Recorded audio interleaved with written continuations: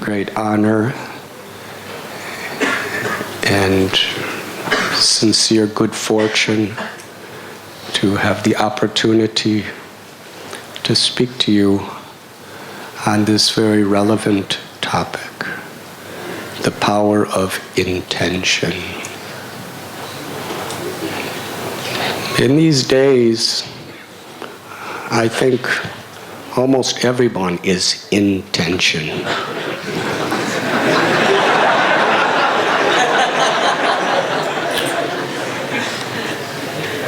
But the only way that individually and collectively we can come out of this tension that we are in is to understand how to develop good intentions and to apply them to our lives.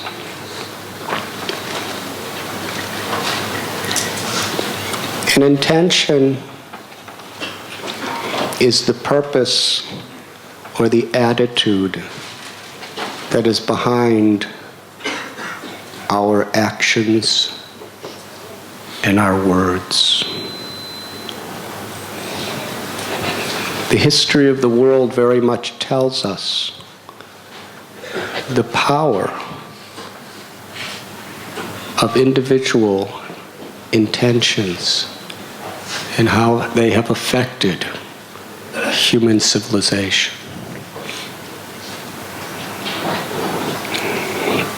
William Blake, he has written, "A truth told with bad intention can beat, in other words, can be more destructive than all the lies that we can invent."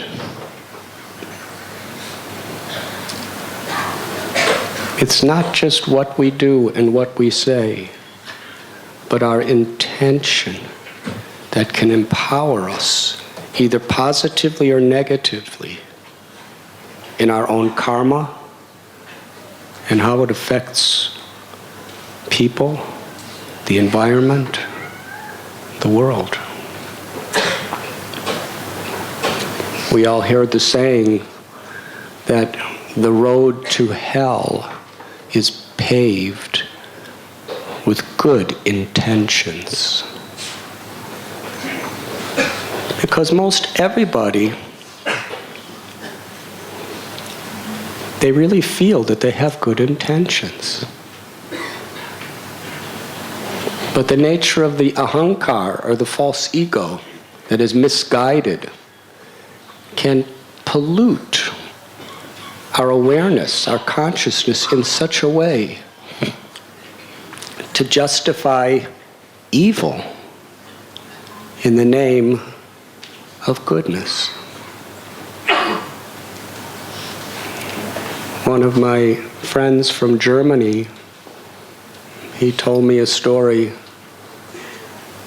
that was told to him by his father. It was a story about the person who Adolf Hitler appointed as the leader of the SS. He was in charge of exterminating entire races and religions of people. That was their goal. And according to history books, they successfully murdered about 6 million people, innocent civilians. One day, he was being massaged, and he was telling his masseur that he was a vegetarian. And the reason he was a vegetarian is because he very strongly believed in the principle of ahimsa.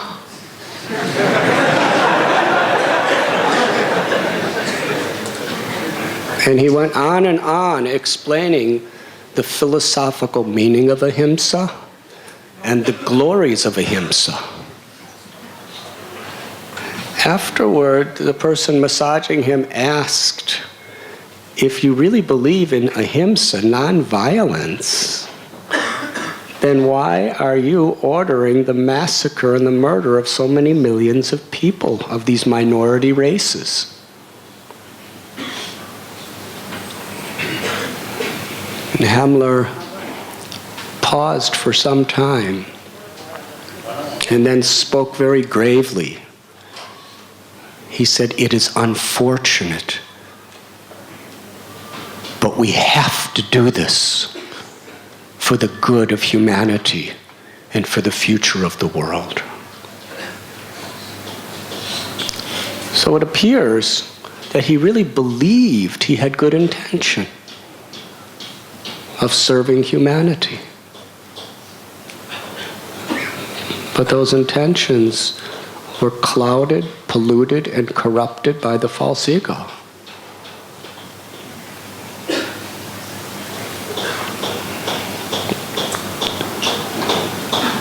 The terrorists today, many of them, we can assume, their intention really is to serve God and to please God through the process of murdering people that they feel are like pollution within this world. So they think their intentions are good.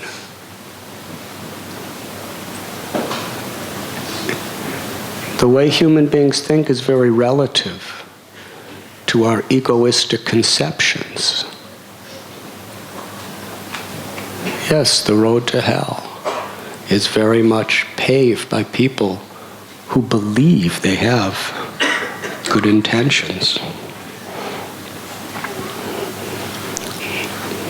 What is very crucial to the world in the past, in the present, and in the future is for people to develop a foundation of knowledge based on universal spiritual truths and values, and to build our intentions on that foundation.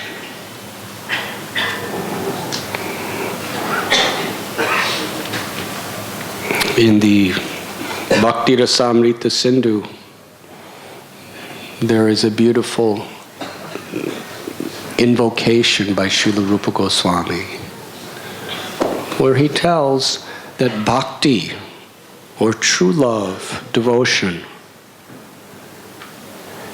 is based on the intention of pleasing Krishna in a favorable way. Pleasing the Supreme Lord, and it should not be mixed with selfishness, karma, with desire for liberation, with desire for mystic powers. It should be simply for the pleasure of the Lord. And there's nothing that pleases the Lord more than being an instrument of His compassion for the world.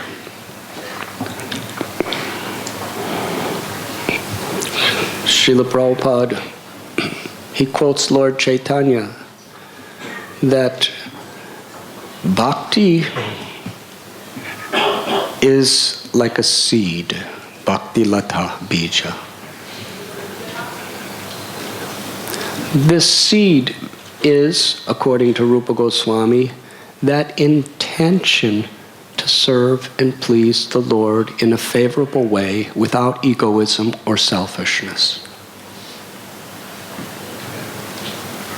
But along with that seed, which is so rare and so precious, there's a beautiful verse that a person or a spirit soul, through birth after birth after birth, living within this universe, comes in contact with a guru. And that guru plants the seed of devotion within the heart. That seed of our good and holy intentions needs to be cultivated and watered through satsang, association with holy people who give us proper conceptions knowledge, through sadhana, which is the water that nourishes that seed of devotion, and through seva, dynamic action based on that intention. But for all of us, along with the seed of devotion will come many weeds. Any of you who has done gardening, you know how important it is to tend to the weeds. We may have a good intention in life, but due to the conditioning of the mind, so much negativity comes. Like weeds. But what thoughts we choose to pursue is what is going to determine whether we water the weed or whether we water the real seed of bhakti or of love.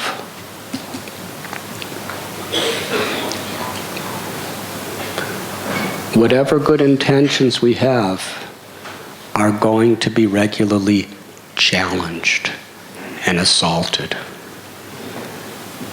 And the tendency is to be distracted by these weeds.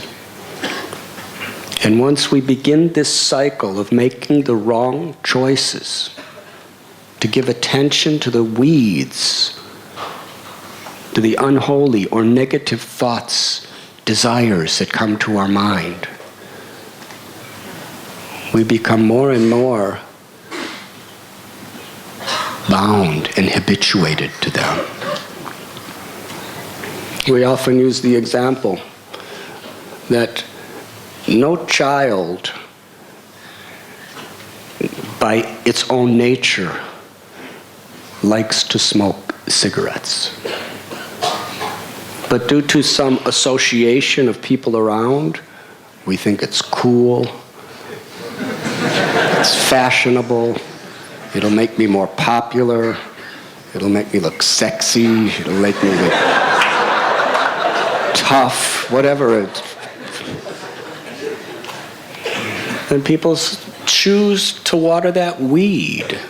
But as you water it, the weed becomes stronger and stronger, and the bigger the weed becomes, the more it demands water in the form of our attention and the choices we make. So every time we make a choice, we become habituated to that choice. Little children who've never smoked a cigarette, it's not a problem for them to not smoke. But someone who has watered that weed for 30 years, that habit is howling like a passionate wolf within our heart, within our senses and our mind. I need more, and more. So every time we give in to lust, or greed, envy, anger, arrogance, or illusion, those weeds become stronger, hungrier, and it's more and more difficult not to surrender to those thoughts. Krishna tells in the beginning the nature of kama, or selfish passion, or lust. Kama esha, krodha esha. Krishna says it's the most deadly enemy in all creation. It can degrade the soul. It can destroy our lives. So Krishna says from the very beginning, do not give in to this kama. Now, we've already been doing it for so many lives. So how can we go right back to the beginning? It's too late from that perspective. But what Krishna is saying from the very beginning means from today. It's not too late. But if we don't do it today, we'll probably never do it. Because our decisions have to be made now. From the very beginning, when you hear this message of Bhagavad Gita, we should curb this sinful symbol of sin, Krishna calls it. The weed within our heart. Because if we don't, it becomes stronger, hungrier, and we become more and more habituated to make choices according to the dictations of these negative, unhealthy thoughts and desires. And gradually our intentions become, right down to the roots, very, very corrupted.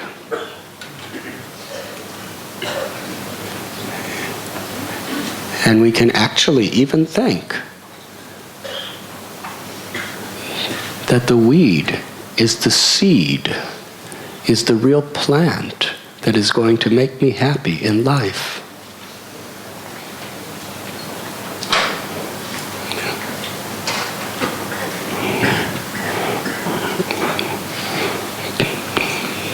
Sarvabhauma Bhattacharya wrote about Lord Chaitanya that he had come to give essentially three principles: Jnana, Vairagya, and Bhakti.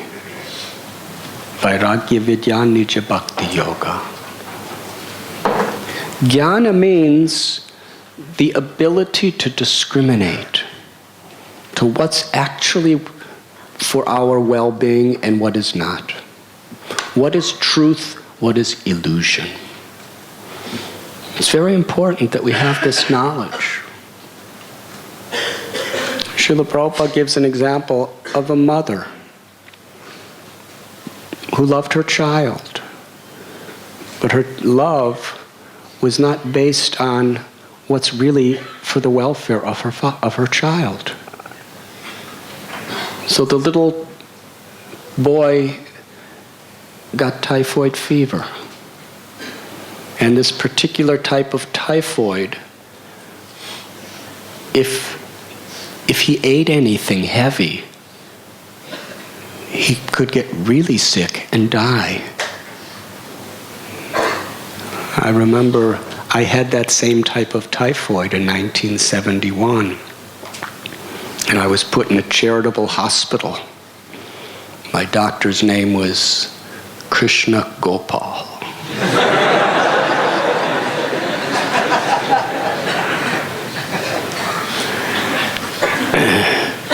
And he told me for 2 weeks I couldn't eat anything. And all they gave me was glucose water. No medicines, just glucose water. Because I guess in a charitable hospital, glucose water is cheaper than medicine. And it's definitely cheaper than food. But interestingly, I was really hungry. I wanted to eat. And I saw other patients around me, and they were eating nicely.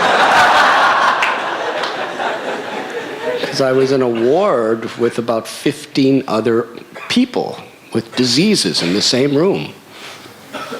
And they were eating. And I sometimes asked, I'm hungry. And they said, no, you will die, only glucose water.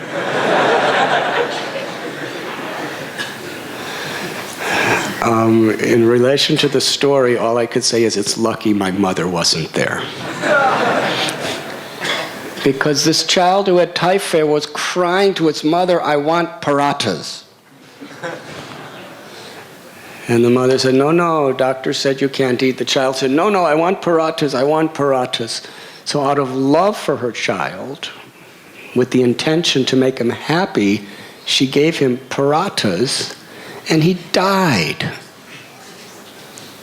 So her intentions were good, but her power to discriminate was not.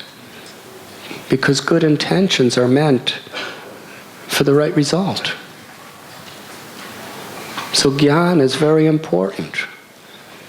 To understand, who am I? Am I this material body? Am I the soul? The Atma. What are the needs of the Atma, the soul?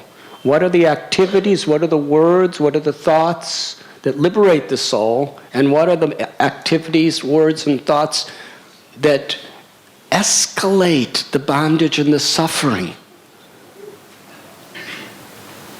within this world? This is Gyan. To understand who I am, what real happiness is, and what is to be done and what is not to be done. Krishna tells in the Gita, when we're under the influence of the ego and illusion, then what is religion is considered to be irreligion, and what is irreligion is considered to be religion.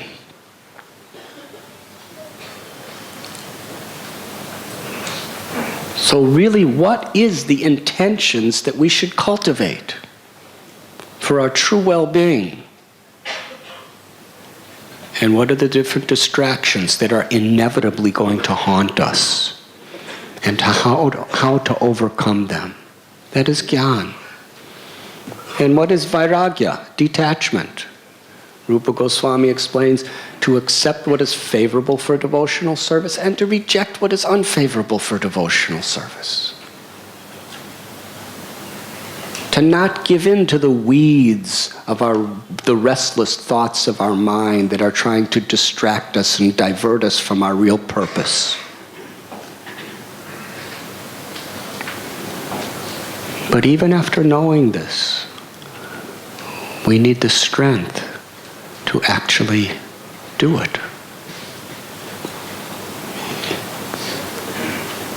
Bhagavad Gita begins with Duryodhana and his people, the Kurus, on one side, and Arjuna, Yudhishthira Maharaj on the other. Arjuna represents devotion, compassion, love. And Duryodhana represents envy, greed, arrogance, lust, anger, illusion. He embodied all of these qualities. He was willing to do anything and everything to fulfill the screaming hunger of the weeds in his heart. And he was not only habituated, but in that habituated state, he could actually justify that what he was doing was the right thing, the best thing, and it was real goodness. That is how the mind could mislead us if we allow it to. Krishna tells us in the Gita, when the mind is uncontrolled, it becomes our greatest enemy. And when the mind is controlled, it's our best friend. Like the story of the two dogs, the divine and the demoniac nature. If we feed the bad dog of our lust and greed and other things like that, they become stronger and stronger and stronger and control our life and empower us to justify anything as good intentions. So Arjuna was a devotee, and he had really good intentions. He wanted to please Krishna. He wanted to do real good for the world without selfishness or ego. But still, even Arjuna was put in a very, very confused state. He didn't know what would be done or what should not be done. Or in very simple language that Prabhupada explained in a previous analogy, he didn't know whether to give the child paradas or not. Should I fight this war or should I go away? He was Krishna's friend. He was a great learned scholar. He was the most noble soldier. But even Arjuna, by the nature of this world, was entangled in this crossroads of what is right and what is wrong. What to speak of the rest of us? If Arjuna could not figure out the right action, what is our position? Ultimately, he set the example by turning to his guru, to Krishna. Tadvidi pranipatena pariprasnena sevaya. Krishna tells in the Gita, if you want to know the truth, you approach the guru, inquire submissively, and then render service, which means actually execute what you hear. And Arjuna understood perfectly at the end of the Bhagavad Gita what was to be done and what was not to be done. He learned how this material world is operated, the power of destructive time, the nature of karma, the nature of the mind, the nature of the soul, and ultimately how to rise above all these destructive tendencies by surrendering to the will of the Lord. And then he showed his example by putting it to practice, by fighting against the distractions to truth, to goodness, and to bhakti.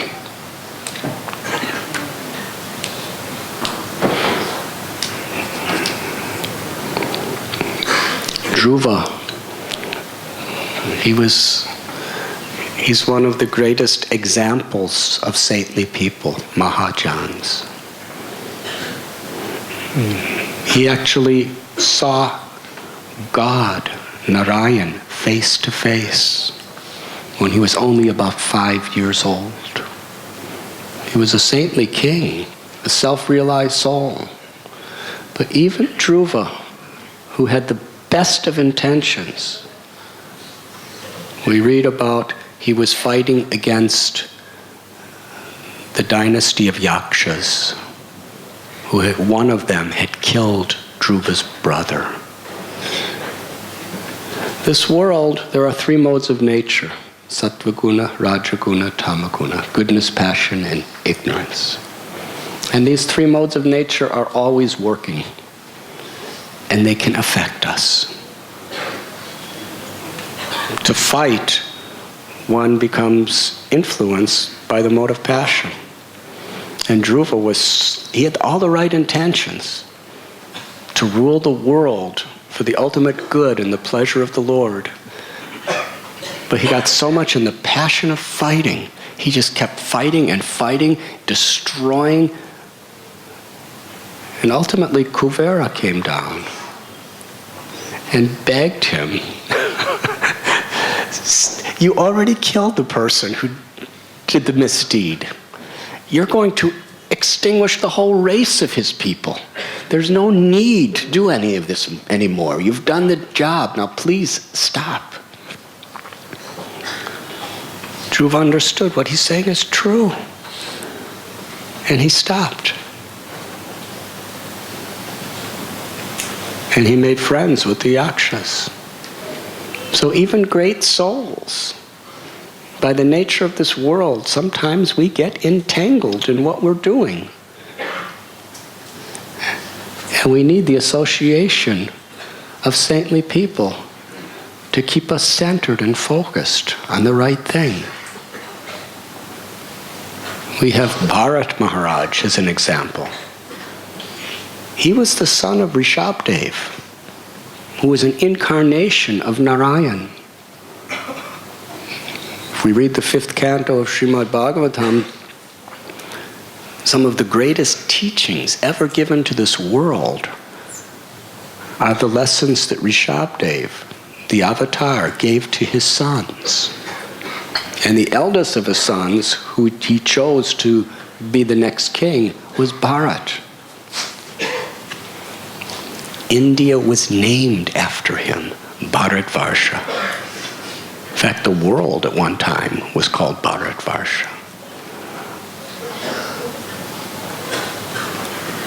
He was influenced by the mode of goodness.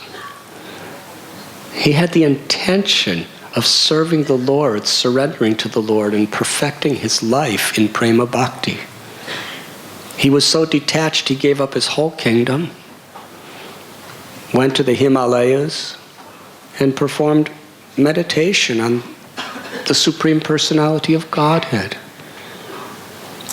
And he saw that little baby deer drowning in the Gandaki River. And out of influenced by the mode of goodness, he took the deer out of the water. But even goodness can be a distraction if we're not careful. He nursed the deer to health, which is all good things. But the problem is, he got so caught up in the physical care of this deer that he neglected his own spiritual practice. And ultimately, with all good intentions, he was infatuated by his affection for a deer. And he died and took his next birth as a deer. It's a good lesson. Now, if Bharat had association like Dhruva did, someone would have said, Bharat, it's nice you've taken care of the deer, but do your sadhana, do your spiritual practice. Don't be materially attached. If he just had that association, he could have saved himself so much trouble. Even goodness could be a distraction if it takes our focus away from our true intention and purpose. But because he had the right intention, even though he was diverted and distracted and took his next birth as a deer, ultimately Krishna sees our intentions. Srila Prabhupada writes that the Lord accepts not everything that we offer, but the purpose, the intention in which it is offered. The intention is the desire, the attitude of our heart. And Krishna is within the heart, seeing our purpose, seeing our attitude, and seeing how sincere we actually are. So even though Bharat made a serious mistake, because he had the right intentions, he wasn't doing anything out of envy or greed. He wasn't selfish. He fell into a mundane form of compassion, which diverted him from the whole purpose of why he went there, to attain enlightenment.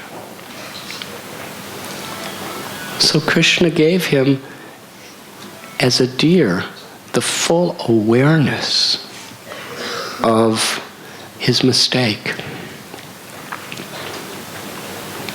And that little deer would just quietly go wherever there were sadhus doing satsang and speaking from the scriptures and performing kirtan.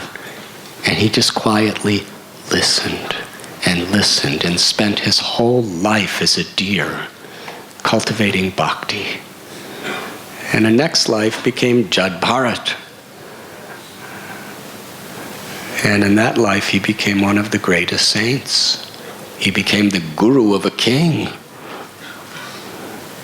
So yes, if we have the right intention, guided by gurus and sadhus and scriptures, even if we make mistakes, if they're not out of envy, even if we make mistakes, Krishna will be there to help us to rectify them, because Krishna sees our intentions.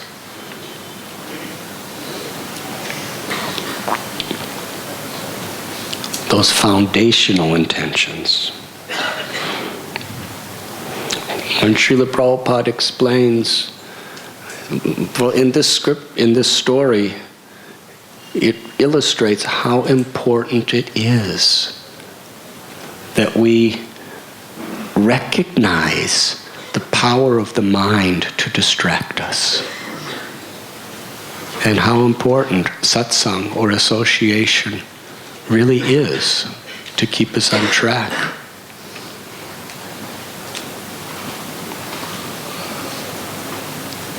Again, Srila Prabhupada said, Krishna does not accept everything that's offered, but accepts the intention in which it is offered.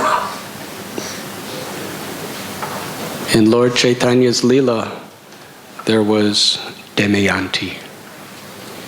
She was the sister of Raghava Pandit. And every year, they would cook hundreds of preparations for Lord Chaitanya. And they would pack them in bags. They lived in Panihati, which is on the bank of the river Ganga in Bengal. And they would have 2 or 3 people, actually a little procession, who took charge of carrying all those bags to Lord Chaitanya in Puri. It took several weeks to get there. And Lord Chaitanya, he would eat a little bit of each preparation for the whole year. So how is it that this Bengali prasad would last a whole year? And it wasn't just like what kakras, for these things that don't spoil, or chipped rice, poa. There were sabjis and chutneys and different rice preparations. And they stayed completely fresh all year round. Because the Lord, he was tasting their intention. And based on their intention to please him, and all the love they put into that cooking, that love was a transcendental natural preservative. That even 8 months later when he ate it, it was as if it was cooked that day. And some of the preparations were very rich with ghee and with various milk products and paneer. And Lord Chaitanya, I guess in Bengal, sometimes they use mustard oils. Very heavy digestion. And she planned these bags so carefully that she knew which bag he would eat and which preparation he would take next. So she made this one preparation right after a big feast of rich foods that was specifically for digestion. And usually things that are good for digestion taste quite miserable. So it was ginger and some black pepper and all of these things like this. It was just a digestive aid food, which was meant to reduce acidity and like that. And when Lord Chaitanya was eating it, it tasted like nectar to him. Because he's not just tasting the sugar and the vegetables and the ghee, he's tasting the purpose, the love in which it's offered. And this love was so intimate and sweet that she was so concerned with his health. It was so personal. It was so motherly. That's what he tasted. And therefore it was like nectar.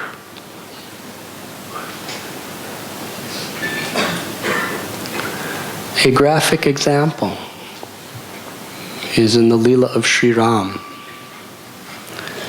Jatayu. He was a bird, a vulture. When he saw Sita being carried away by Ravana, and there was no one else around, it was just the three of them in a secluded forest. Jatayu could not tolerate seeing this. Sita told him, just tell Ram, as they were flying overhead with Ravana. She saw Jatayu down there, she said, you are old, don't try to fight Ravana. Just tell Ram which direction I'm going and how I have been taken. But Jatayu could not sit there and allow this injustice to happen. Even though he knew he would die, he would rather die doing the right thing than live and watching injustices happen. So he challenged Ravana. He attacked him. In his ripe old age, they fought and fought for hours. And ultimately Ravana, with his sword, cut off Jatayu's wings, cut off his legs. He was defeated. He was laying there. And when Ram eventually came hours later looking for Sita, he saw Jatayu a bloody mess on the verge of death.